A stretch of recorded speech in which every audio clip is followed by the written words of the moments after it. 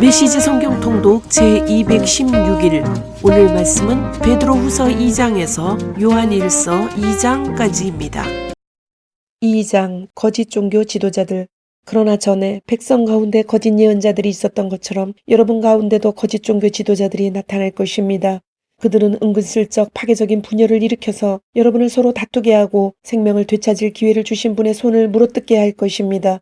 그들은 파멸로 이어진 가파른 비탈길에 서 있습니다. 그러나 그들은 파멸하기 전까지 옳고 그름을 구별하지 못하는 추종자들을 많이 모을 것입니다. 그들 때문에 진리의 길이 욕을 먹습니다. 그들은 자기만 아는 자들입니다. 그들은 무엇이든 그럴싸한 말로 여러분을 이용해 먹을 것입니다. 물론 그들은 무사하지 못하고 불행한 최후를 맞을 것입니다.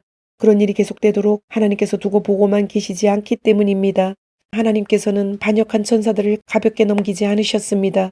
그들을 지옥에 가두셔서 최후 심판의 날까지 갇혀 있게 하셨습니다. 또한 그분은 경건치 못한 옛 세상도 가볍게 넘기지 않으셨습니다. 홍수로 쓸어버리시고 오직 8명만 살려주셨습니다. 혼자서 의를 부르짖던 노아가 그 중 한 사람이었습니다. 하나님께서 소돔과 고모라 두 도성을 멸망시키기로 작정하시자 남은 것은 잿더미뿐이었습니다. 그것은 경건치 못한 삶에 빠져있는 사람 누구에게나 보내는 끔찍한 경고였습니다. 그러나 성적으로 더럽고 사악한 자들 때문에 몹시 괴로워하던 선한 사람 롯은 구원을 받았습니다. 저 의로운 사람은 날마다 도덕적인 부패에 둘러싸여 끊임없이 괴로움을 겪고 있었던 것입니다. 이처럼 하나님께서는 경건한 사람들을 악한 시련에서 건져내시는 분입니다. 또한 그분은 사악한 자들의 발을 최후 심판의 날까지 불 속에 붙들어 주시는 분입니다. 먹이를 찾아 어슬렁거리는 약탈자들. 하나님께서는 특히 더러운 생활 방식에 빠져서 정욕을 따라 살아가는 거짓 교사들에게 진노하십니다. 그들은 참된 권위를 멸시하고 간섭받기를 싫어합니다. 그들은 거만하고 자기만 아는 자들이어서 피조물 가운데 가장 빛나는 이들마저 서슴없이 헐뜯습니다. 모든 면에서 그들보다 뛰어난 천사들조차도 그런 식으로 거만하게 굴거나 하나님 앞에서 다른 이들을 헐뜯을 생각을 하지 않습니다. 이들은 광야에서 태어난 사나운 짐승이며 먹이를 찾아 어슬렁거리는 약탈자에 불과합니다. 그들은 무식한 독설로 남을 파멸시키지만 바로 그 행위로 자신들도 파멸당하고 결국에는 패배자가 되고 말 것입니다. 그들의 악행이 부메랑이 되어 그들에게 돌아갈 것입니다. 그들은 난잡한 파티를 즐기고 환한 대낮에도 흥청망청 쾌락에 빠진 비루한 자들입니다. 그들은 간음을 일삼고 죄짓기를 밥 먹듯 하며 연약한 영혼을 만날 때마다 유혹합니다. 탐욕이 그들의 전공입니다. 그들은 그 방면의 전문가들입니다. 죽은 영혼들입니다. 그들은 큰 길에서 벗어나 방향을 잃었고 부올의 아들 발람에게를 따랐습니다. 발람은 예언자이면서도 불의한 이득을 취하여 악의 전문가가 되고 말았습니다. 그는 제멋대로 길을 가다가 제지당했습니다. 말 못하는 짐승이 인간의 목소리로 말해서 그 예언자의 미친 행동을 막은 것입니다. 그들에게는 아무것도 없습니다. 그들은 바싹 마른 샘이며 폭풍에 흩어지는 구름입니다. 그들은 지옥의 블랙홀을 향해 나아갑니다. 그들은 허풍이 잔뜩 들어 잘난 체하며 큰소리치지만 아주 위험한 자들입니다. 그릇된 생활에서 막 벗어난 사람들이 그들의 상표인 유혹에 가장 쉽게 넘어갑니다. 그들은 이 새내기들에게 자유를 약속하지만 정작 자신들은 부패의 종입니다. 그들이 부패에 빠져 있다면 실제로 그러합니다. 부패의 종 노릇을 하게 되기 때문입니다. 그들이 우리의 주님이시며 구주이신 예수 그리스도를 경험함으로써 죄의 구렁에서 벗어났다가 다시 예전 삶으로 되돌아가면 그 사람의 상태는 전보다 더 나빠질 것입니다. 떠났다가 되돌아가서 자기가 경험했던 것의 거룩한 계명을 거부하느니 차라리 하나님께로 난 고든 길에 들어서지 않는 편이 더 나았을 것입니다. 개는 자기가 토해놓은 곳으로 되돌아간다는 속담과 돼지가 말끔히 씻고 나서 다시 진창으로 향한다는 속담을 그들이 증명하고 있습니다. 3장 마지막 때. 사랑하는 친구 여러분, 이 편지는 내가 여러분에게 두 번째로 쓰는 편지입니다. 나는 이 두 편지를 통해 여러분이 마음을 빼앗기지 않도록 여러분을 일깨우고자 합니다. 거룩한 예언자들의 말과 여러분의 사도들이 전해준 우리 주님이신 구주의 계명을 명심하십시오. 무엇보다 이것을 알아두십시오. 마지막 때에 조롱하는 자들이 나타나서 전성기를 누릴 것입니다. 그들은 모든 것을 자기들의 보잘것없는 감정 수준으로 끌어내려 그분께서 다시 오시겠다고 약속했는데 어찌 된 거요? 우리 조상들이 죽어서 땅에 묻혀있고 모든 것이 창조 첫날 이래로 그대로이지 않소. 변한 것이 하나도 없잖소 하고 조롱할 것입니다. 그러나 그들이 쉽게 잊어버리는 사실이 있습니다. 모든 천체와 이 지구가 오래전 하나님의 말씀을 통해 물로 덮인 혼돈에서 생겨났다는 것입니다. 그런 다음 하나님의 말씀이 다시 홍수로 혼돈을 일으켜 세상을 파멸시켰습니다. 지금 있는 천체와 지구는 마지막 불심판 때 쓰일 연료입니다. 하나님께서 다시 말씀하실 준비를 하고 계십니다. 하나님을 모독하는 회의론자들을 심판하고 멸망시키겠다는 신호를 보내고 계신 것입니다. 하나님의 심판날, 친구 여러분, 이 분명한 사실을 그냥 지나치지 마십시오. 하나님께는 하루가 천년 같고 천년이 하루 같습니다. 어떤 이들이 생각하는 것처럼 하나님께서는 자신의 약속을 더디 이루시는 분이 아닙니다. 그분은 여러분을 위해 참고 계십니다. 그분께서 종말을 유보하고 계신 것은 한 사람도 잃고 싶지 않으시기 때문입니다. 하나님께서는 모든 이들에게 삶을 고칠 수 있는 시간과 공간을 베풀고 계십니다. 그러나 하나님의 심판날이 닥칠 때에는 아무 예고 없이 도둑처럼 닥칠 것입니다. 하늘이 천둥 같은 소리를 내면서 무너지고 모든 것이 큰 화염에 휩싸여 분해되어 땅과 그 안에서 이루어진 모든 것이 낱낱이 드러나 심판을 받을 것입니다. 오늘 이 세상에 있는 모든 것은 내일이면 없어지고 말 것들입니다. 그러니 거룩하게 사는 것이 얼마나 중요한지 아시겠습니까? 날마다 하나님의 날을 기다리고 그날이 오기를 간절한 마음으로 바라십시오. 그날이 오면 천체가 불타 없어지고 원소들이 녹아내릴 것입니다. 그러나 우리는 거의 알아채지 못할 것입니다. 우리는 다른 길을 바라보면서 하나님께서 약속하신 새하늘과 새 땅, 의로 뒤덮인 새하늘과 새 땅을 맞이할 것입니다. 사랑하는 친구 여러분, 여러분이 손꼽아 기다려야 할 것은 이런 것입니다. 그러니 순결하고 평화롭게 살아가는 최상의 모습으로 그분을 뵐 수 있도록 최선을 다하십시오. 우리 주님께서 오래 참고 계신 것은 구원 때문이라고 생각하십시오. 이 문제와 관련해 많은 지혜를 받은 이가 우리의 귀한 형제 바울입니다. 그는 자신의 모든 편지에서 이 문제를 언급하고 있으며 여러분에게도 본질적으로 같은 내용을 써보냈습니다. 바울이 편지에서 다루고 있는 것 가운데 몇 가지는 이해하기가 쉽지 않습니다. 자신들이 무슨 말을 하는지도 모르면서 무책임하게 떠드는 사람들이 그 편지들을 함부로 왜곡하기도 합니다. 그들은 성경의 다른 구절에 대해서도 그렇게 하다가 스스로를 파멸시키고 있습니다. 그러나 친구 여러분, 여러분은 이미 훈계를 잘 받았습니다. 자기 마음대로 떠드는 불의한 교사들로 인해 발을 헛디뎌 넘어지는 일이 없도록 정신을 바짝 차리십시오. 우리 주님이시며 구주이신 예수 그리스도의 은혜와 그분을 아는 지식 안에서 살아가십시오. 영광이 이제부터 영원토록 주님께 있기를 바랍니다. 아멘. 요한 1, 2, 3서 서론. 살면서 가장 정리하기 어려운 두 가지 문제는 사랑과 하나님이다. 대개 사람들이 삶을 망치는 이유는 그 두 가지 문제 가운데 한쪽 또는 양쪽에서 실패하거나 그 문제와 관련해서 어리석게 처신하거나 속 좁게 행동하기 때문이다. 기독교의 기본적이면서도 성경적인 확신은 두 주제가 서로 밀접하게 연결되어 있다는 것이다. 하나님을 바르게 섬기려면 제대로 사랑하는 법을 익혀야 한다. 제대로 사랑하려면 하나님을 바르게 섬겨야 한다. 하나님과 사랑은 서로 떼어놓고 생각할 수 없다. 사랑은 그분의 계명을 따라 사는 것입니다. 그분의 계명을 하나로 줄여 말하면 이렇습니다. 사랑 안에서 삶을 경영하라. 요한이서 5장 5절 6절. 요한이 보낸 세 통의 편지는 그 일을 제대로 하는 데 필요한 지침을 놀라우리만치 명백하게 제공한다. 그 초점은 메시아 예수이시다. 예수께서는 하나님에 대한 풍성하고도 참된 이해를 제공하신다. 그분은 우리에게 사랑으로 이루어진 성숙을 보여주신다. 하나님과 사랑은 예수 안에서 빈틈없이 연결되고 얽혀 있어서 서로 뗄 수 없는 관계다. 예수가 하나님의 아들이심을 시인하면 누구나 하나님과의 친밀한 사귐에 끊임없이 참여하게 됩니다. 요한일서 4장 15절. 그러나 예수께서 계시하신 하나님, 예수께서 계시하신 사랑의 구속받기를 싫어하는 사람들이 있게 마련이다. 그들은 자기 방식으로 하나님을 생각하고 자기 방식으로 사랑하려고 한다. 요한은 그러한 사람들 때문에 혼란을 겪고 있는 교회의 목회자였다. 우리는 그의 편지들을 읽으면서 그가 하나님과 사랑의 기밀한 일치를 다시 회복하고 있음을 보게 된다. 이제 하나님과 사랑이 하나인 것이 예수 그리스도 안에 분명하게 드러나고 우리는 그것을 경험하게 된다. 요한 1서는 5장으로 하나님과 예수 그리스도와 더불어 산다는 것의 의미, AD 90년경 사도 요한이 에베소에서 기록하였습니다. 세 개의 큰 주제로 나눌 수 있는데 1장 1절에서 4절까지는 서론으로 서신의 목적, 영원한 생명을 전하려 함.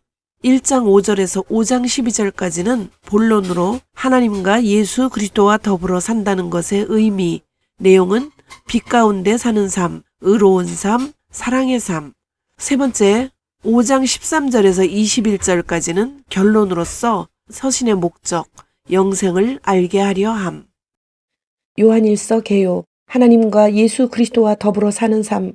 요한일서는 요한의 세 편의 서신 가운데 첫 번째 편지이다. 헬라어 성경으로는 이오안누 에피스톨레 알파로 기록되어 있으며 요한의 서신 첫 번째라는 의미이다. 영어 성경은 원 존이라고 한다. 기록자, 전통적으로 세베대의 아들이며 야고보의 형제, 예수님의 제자 요한이 기록자이다. 수신자, 요한 서신이 가이오에게 전달되어진 서신이므로 사랑하는 자 나의 자녀들이란 가이오의 교회 공동체를 지칭한다. 기록 배경, 주후 70년 이후의 로마의 상황. 주후 66년부터 73년까지 7년 동안 이어진 유대전쟁 기간에 로마에는 많은 변화가 있었다. 68년 네로의 자살로 율리우스 왕조는 끝이 나고 1년의 내전을 거치면서 베스파시아누스 왕조가 들어서게 되었다. 베스파시아누스 왕조의 당면 과제는 대화제로 소실된 로마를 재건하는 일과 네로로 인해 야기되었던 유대 반란을 포함한 반란들을 정리하여 로마를 안정시키는 일이었다. 베스파시아누스 왕조는 이 문제들을 잘 해결하였다. 이로써 로마는 베스파시아누스 황제 때의 안정기에 들어서게 된다. 하지만 도미티아누스 황제가 들어서면서 다시 정치가 어려워졌다. 그 이유는 도미티아누스의 황제 숭배와 공포 정치 때문이었다. 도미티아누스는 스스로를 신으로 여겨 자신을 숭배하도록 하였다. 이와 함께 반대파에 대한 숙청을 자행했다. 결국 이로 인해서 도미티아누스는 주후 96년에 암살을 당했다. 주후 70년 이후의 유대교회 상황. 66년의 유대 반란과 이어진 7년의 전쟁으로 유대 사회 안에도 많은 변화가 일어났다. 먼저 66년까지의 기독교를 박해하는 주체 세력이었던 유대교가 유대 전쟁을 통해 몰락했다. 성전의 멸망은 제사 중심의 제2 종교에서 말씀 중심의 경전 연구와 회당 예배로 바뀌게 되었다. 이런 변화는 유대의 내적 정치의 변화를 만들었는데 성전을 통해서 이권을 챙겼던 제사장 계층과 사두개파는 몰락하였다. 실제로 사두개파는 예루살렘 멸망과 함께 역사 가운데 사라져버렸다. 그리고 열심당원들 역시 마사다 함락과 함께 그 세력이 약화되었다. 반면 바리새파 사람들은 사내들인 공의회를 재건하고 유대인들 가운데 유일한 영향력을 행사하는 지도자 계층으로 남게 되었다. 주 70년 이후의 기독교의 상황. 유대 반란을 통한 7년 전쟁 기간 동안 초대 교회 안에도 많은 변화가 있었다. 먼저 모교회인 예루살렘 교회가 흩어져 버렸다. 뿐만 아니라 이 기간에 대부분의 사도들이 순교를 당했고 교회의 지도자인 장로들도 순교를 당했다. 예루살렘 모교회의 역할은 이제 아시아의 에베소 교회가 담당하게 되었다. 외부적으로는 66년 이전까지 교회를 박해하던 유대 세력이 몰락했다. 하지만 이것으로 박해가 끝난 것은 아니었다. 이전까지 유대인들과 할레파 민 율법주의 기독교인들에 의해서 이루어진 박해는 상당 부분 사라졌지만 새로운 세력이 일어나 교회를 위협했다. 교회 외적으로 유대인들의 선동과 네로 박해 이후에 기독교를 좋지 않게 보는 로마의 지방 관리들에 의해서 시작된 박해가 주후 85년 도미티아누스 황제의 황제 숭배로 인해 로마 제국 전역에서 불법 종교로 낙인이 찍혀 박해를 받았다. 내적으로 바울 시대의 율법주의자들인 거짓 교사들이 사라졌지만 그 자리를 영지주의의 영향을 받은 거짓 선지자 곧 적그리스도로 불리는 이단이 차지하였다. 기록연대 주후 130년경에 살았던 서머나의 순교자 폴리캅이 요한일서를 인용하는 것으로 볼 때 적어도 그 이전에 쓰인 것이 분명하다. 반모섬 이전에 쓰였을 거라 보는 견해가 대부분으로 서신의 박해에 대한 직접적인 언급이 없는 점에서 박해가 시작된 로마 황제 도미티아누스의 재위 말기인 주후 95년 이전에 기록된 것으로 본다. 그리고 서신에서 특별히 5장 19절에 온 세상은 악한 자 안에 처한 것이며 5장 21절에 우상에게서 멀리하라는 말씀을 통해서 도미티아누스의 황제 숭배가 이미 시작된 것으로 여겨진다.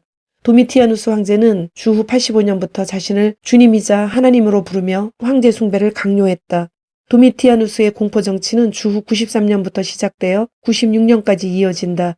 요한서신에 직접적인 박해의 기록이 나오지 않는 것으로 보아 주후 85년에서 93년 사이에 기록된 것으로 본다. 일반적으로는 주후 90년경에 에베소에서 기록된 것으로 본다. 기록 목적. 요한의 수신자들은 세 가지 위협에 놓여 있었다. 요한 3서의 내용인 교회의 분열과 요한 2서의 내용인 적그리스도, 그리고 요한 1서의 황제 숭배였다. 내적 외적으로 어려운 시대의 요한은 그리스도인들이 어떻게 이 시대를 살아나가야 하는지에 대해서 서신을 통해 기록하고 있다. 특별히 요한은 요한 1서에서 하나님을 믿는다는 것과 사랑하는 것에 실제적인 행동을 요구한다. 즉 하나님과 예수 그리스도와 더불어 살아간다는 것의 의미가 무엇인지를 하나님의 의로움과 사랑이라는 속성에 따라 설명한다. 그리고 그것이 우리 자신을 증명할 수 있음을 서신을 통해서 분명히 한다. 요한일서는 태초부터 있는 생명의 말씀을 직접 듣고 눈으로 보고 손으로 만진 바 되었음을 밝히며 시작한다. 생명의 말씀이 이와 같이 실제적인 것과 같이 우리의 사랑과 믿음도 실제적이어야 한다. 즉 우리의 삶 속에 분명히 나타나므로 우리 자신을 증명해야 한다. 자신의 믿음을 삶 속에서 증명해야 하는 시기에 로마 황제로부터 기독교가 불법 종교로 낙인이 찍혀 본격적인 박해가 시작된다. 요한은 마지막으로 우상에게서 멀리하라고 요청한다. 요한 1서 1장. 우리는 첫날부터 거기 있으면서 그 모든 것을 받아들였습니다. 우리는 그 모든 것을 두 귀로 듣고 두 눈으로 보고 두 손으로 확인했습니다. 생명의 말씀이 우리 눈앞에 나타나셨습니다. 우리는 그것을 똑똑히 보았습니다. 이제 우리가 목격한 것을 여러분에게 과장 없이 있는 그대로 말씀드리겠습니다. 너무나 놀랍게도 하나님 자신의 무한하신 생명이 우리 앞에 모습을 드러냈습니다. 우리가 그것을 보고 듣고서 이제 여러분에게 전하는 것은 우리와 더불어 여러분도 아버지와 그분의 아들이신 예수 그리스도와의 사귐을 경험하게 하려는 것입니다. 우리가 이 편지를 쓰는 목적은 여러분도 이 사귐을 누리게 하려는 것입니다. 그러면 여러분의 기쁨으로 인해 우리의 기쁨이 2배가 될 테니까요. 빛 가운데로 걸어가십시오. 우리가 그리스도에게서 듣고 여러분에게 전하는 메시지의 핵심은 이것입니다. 하나님은 빛, 순전한 빛이십니다. 그분 안에는 어둠의 흔적조차 없습니다. 우리가 하나님과 함께하는 삶을 경험한다고 주장하면서 어둠 속에서 넘어지기를 반복한다면 우리는 뻔뻔스러운 거짓말을 하는 것이 분명하며 자신의 말대로 살지 않은 것입니다. 그러나 하나님은 빛이시니 우리가 그 빛 가운데로 걸어가면 우리는 서로 함께하는 삶을 경험하게 되고 하나님의 아들이신 예수께서 흘리신 희생의 피가 우리의 모든 죄를 깨끗하게 해줄 것입니다. 우리가 죄 없다고 주장하면 우리는 스스로를 속이는 것입니다. 그 같은 주장은 터무니없이 잘못된 생각입니다. 그러나 우리가 우리 죄를 인정하고 남김없이 고백하면 그분은 진실하신 분이시니 우리를 저버리지 않을 것입니다. 그분께서 우리 죄를 용서해 주시고 우리의 모든 잘못을 깨끗하게 해 주실 것입니다. 우리가 죄 지은 적이 한 번도 없다고 주장하면 우리는 하나님을 철저하게 부인하고 그분을 거짓말쟁이로 만드는 것입니다. 그 같은 주장은 우리가 하나님을 알지 못한다는 것을 드러낼 뿐입니다. 2장. 사랑하는 자녀 여러분, 내가 이 편지를 쓰는 것은 여러분을 죄에서 이끌어내기 위해서입니다. 그러나 누가 죄를 짓더라도 우리에게는 아버지 앞에서 제사장이며 친구이신 분이 계시니 그분은 의로우신 예수 그리스도이십니다. 그분께서 우리 죄를 위해 희생제물이 되심으로 죄의 문제를 우리의 죄뿐 아니라 온 세상의 죄까지 영원토록 해결하셨습니다. 새 계명, 그분의 계명을 지키십시오. 우리가 하나님을 제대로 안다고 확신할 수 있는 방법은 그것뿐입니다. 어떤 사람이 나는 하나님을 잘 알아 하면서도 그분의 계명을 지키지 않는다면 그는 분명 거짓말쟁이입니다. 그의 삶과 말이 일치하지 않는 것입니다. 그러나 하나님의 말씀을 지키는 사람에게는 하나님의 성숙한 사랑이 보이게 마련입니다. 그것이야말로 우리가 하나님 안에 있음을 확신할 수 있는 유일한 길입니다.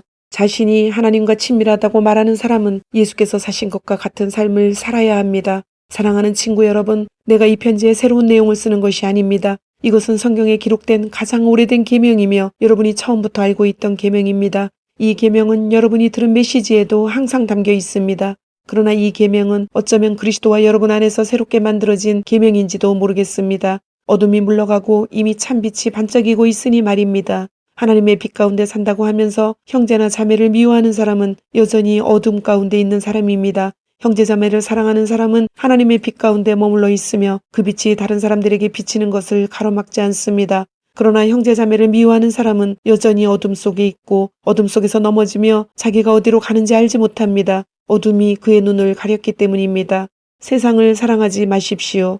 사랑하는 자녀 여러분, 여러분에게 이것을 일깨워 드립니다. 여러분의 죄가 예수의 이름으로 용서받았습니다. 믿음의 선배 여러분, 가장 먼저 첫 발을 내디딘 여러분은 이 모든 일을 시작하신 분을 알고 있습니다. 믿음의 후배 여러분, 여러분은 악한 자와 싸워 큰 승리를 거두었습니다. 사랑하는 자녀 여러분, 여러분에게 두 번째로 일깨워 드릴 것은 이것입니다. 여러분은 개인적인 경험을 통해 아버지를 알고 있습니다. 믿음의 선배 여러분, 여러분은 이 모든 일을 시작하신 분을 알고 있습니다. 믿음의 후배 여러분, 여러분은 참으로 활기차고 힘이 넘치는군요. 하나님의 말씀이 여러분 안에 확고하게 자리 잡고 있습니다. 여러분은 하나님과의 사귐에서 힘을 얻어 악한 자와 싸워 승리를 거둘 것입니다. 세상의 방식을 사랑하지 마십시오. 세상의 것을 사랑하지 마십시오. 세상을 사랑하는 마음이 아버지를 사랑하는 마음을 밀어냅니다. 세상에서 통용되는 모든 것, 자기 마음대로 살려 하고 모든 것을 자기 뜻대로 하려 하고 산란체 하는 욕망은 아버지와 아무 상관이 없습니다. 그런 것은 여러분을 그분께로부터 고립시킬 뿐입니다. 세상과 세상에 멈출 줄 모르는 욕망도 다 사라지지만 하나님이 바라시는 일을 행하는 사람은 영원히 남습니다. 적그리스도의 출현. 자녀 여러분, 때가 거의 되었습니다. 여러분은 적그리스도가 출현할 것이라는 말을 들었습니다. 이제 여러분의 눈 닿는 곳 어디에나 적그리스도들이 있습니다. 이것을 보고 우리는 마지막 때가 가까웠다는 것을 압니다. 그들이 우리에게서 떠나갔지만 실제로 우리와 함께한 적은 없었습니다. 그들이 정말로 우리와 함께했다면 끝까지 우리와 함께 남아 충실했을 것입니다. 우리를 떠나감으로써 그들은 자신의 본색을 드러냈고 우리에게 속하지 않았음을 보여준 것입니다. 그러나 여러분은 우리에게 속했습니다. 거룩하신 분께서 여러분에게 기름을 부으셨고 여러분 모두가 그것을 알고 있습니다. 내가 이 편지를 쓰는 것은 여러분이 알지 못하는 무언가를 알려주려는 것이 아니라 여러분이 알고 있는 진리를 확인시키고 그 진리가 거짓을 낳지 않음을 일깨우려는 것입니다. 누가 거짓말을 하는 자입니까? 예수가 하나님의 그리스도임을 부인하는 자입니다. 아버지를 부인하고 아들을 부인하는 자, 그가 바로 적그리스도입니다. 아들을 부인하는 자는 아버지와 전혀 관계없는 사람이며 아들을 시인하는 자는 아버지까지도 받아들인 사람입니다. 여러분이 처음부터 들은 메시지를 간직하십시오. 그것이 여러분의 삶에 스며들게 하십시오. 처음부터 들은 그 메시지가 여러분 안에 생생히 살아있으면 여러분은 아들과 아버지 안에서 충만한 삶을 살게 될 것입니다. 바로 이것이 그리스도께서 약속하신 영원한 생명, 참된 생명입니다. 나는 여러분을 속이려는 사람들이 있다는 것을 경고하기 위해 이렇게 썼습니다. 그러나 그들은 여러분 안에 깊이 새겨진 그리스도의 기름 부으심에 전혀 상대가 되지 못합니다. 여러분에게는 저들의 가르침이 필요하지 않습니다. 그리스도의 기름 부으심이 여러분 자신과 그분에 대해 알아야 할 모든 진리, 곧 거짓에 조금도 물들지 않은 진리를 가르쳐 줍니다. 그러니 여러분이 받은 가르침 안에 깊이 머물러 사십시오. 하나님의 참된 자녀 여러분 그리스도와 함께 머물러 있으십시오. 그리스도 안에 깊이 머물러 사십시오. 그러면 그분이 나타나실 때 그분을 만날 준비, 두 팔 벌려 그분을 맞을 준비가 되어 있는 것입니다. 그분이 오실 때 죄 때문에 부끄러워 낯을 붉히거나 서투른 변명을 늘어놓지 않아도 될 것입니다. 그분께서 옳고 의로우신 분이심을 확신한다면 여러분은 의를 행하는 사람마다 하나님의 참된 자녀임을 깨닫게 될 것입니다. 주님, 오늘도 말씀을 주심을 감사드립니다. 주신 말씀대로 오늘 하루도 주님의 모습을 닮아가며 말씀대로 순종하며 살도록 은혜와 용기를 주옵소서. 예수님의 이름으로 기도드립니다. 아멘.